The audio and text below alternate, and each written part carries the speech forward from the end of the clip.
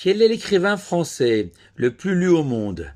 À cette question, on aurait tendance à répondre Victor Hugo ou Molière, Guillaume Musso ou Marc Lévy, parmi les auteurs contemporains. Pourtant, le grand rabbin de France, Chaim Corsia, lui se demande à juste titre si Rachi, le célébrissime exégète champenois de la Bible et du Talmud, Rabbi Shlomo Yitzhaki de son vrai nom, ne serait pas, lui, l'écrivain français dont l'œuvre est la plus diffusée à travers le monde. En effet, les commentaires de Rachi, dont on célèbre aujourd'hui le 920e anniversaire de son décès, lui qui était né en 1040 et mort en 1105 à Troyes dans l'Aube, sont étudiés quotidiennement dans le monde entier, sur tous les continents de la Terre. Impossible d'espérer percer les secrets de la Bible du Talmud sans la lumière apportée par Rachi.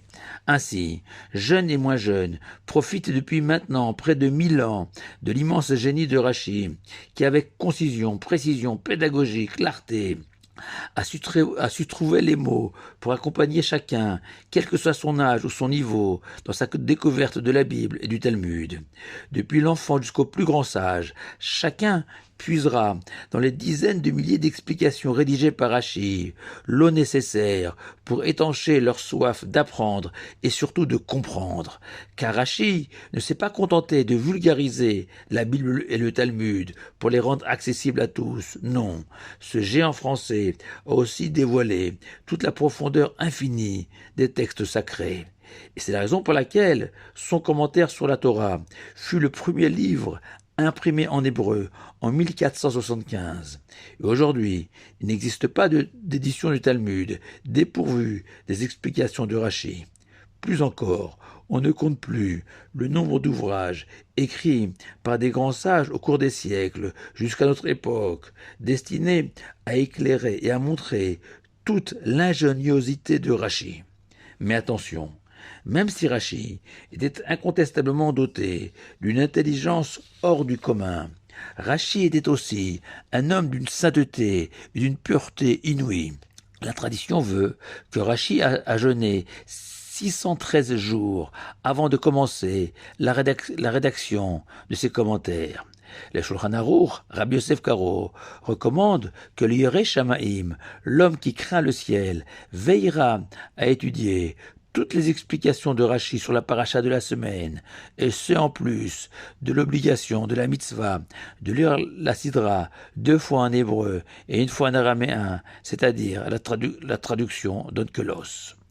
Et l'avant-dernier rabbi de Lubavitch, Rabbi Yosef Yitzhak Schneerson, justifiait la coutume instaurée par le Hadmour Hazaken, le Baal HaTanya, de s'obliger quotidiennement à étudier la montée du jour avec Rachi.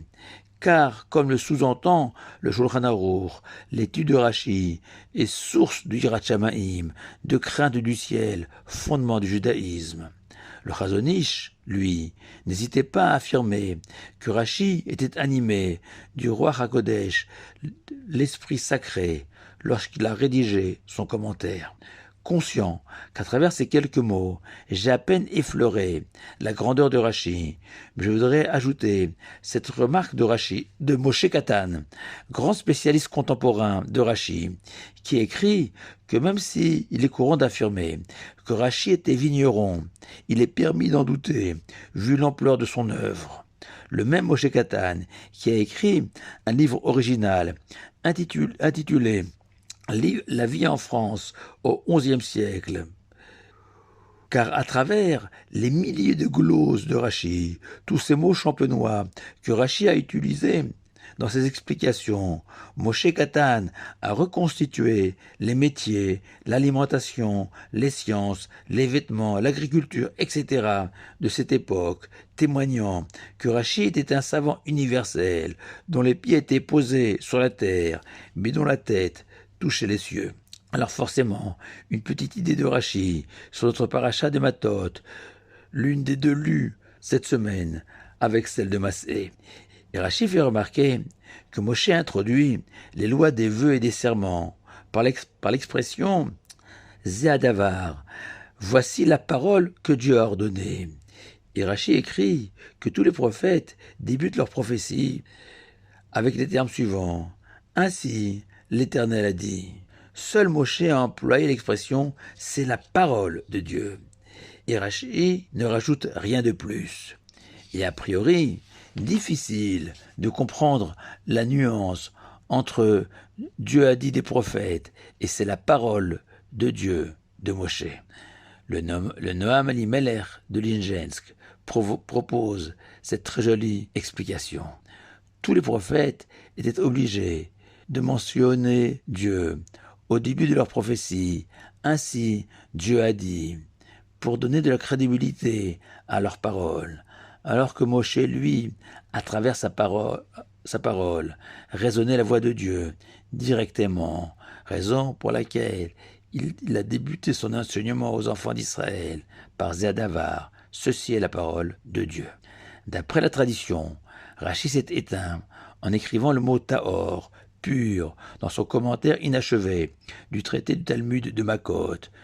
Pureté, élévation, sainteté, toutes ces sensations générées par l'étude de Rashi, dont la grandeur a été aussi d'avouer et de reconnaître à 11 reprises dans la Torah qu'il ne connaissait pas l'explication d'un mot ou d'une expression du texte sacré. Shabbat Shalom à vous tous.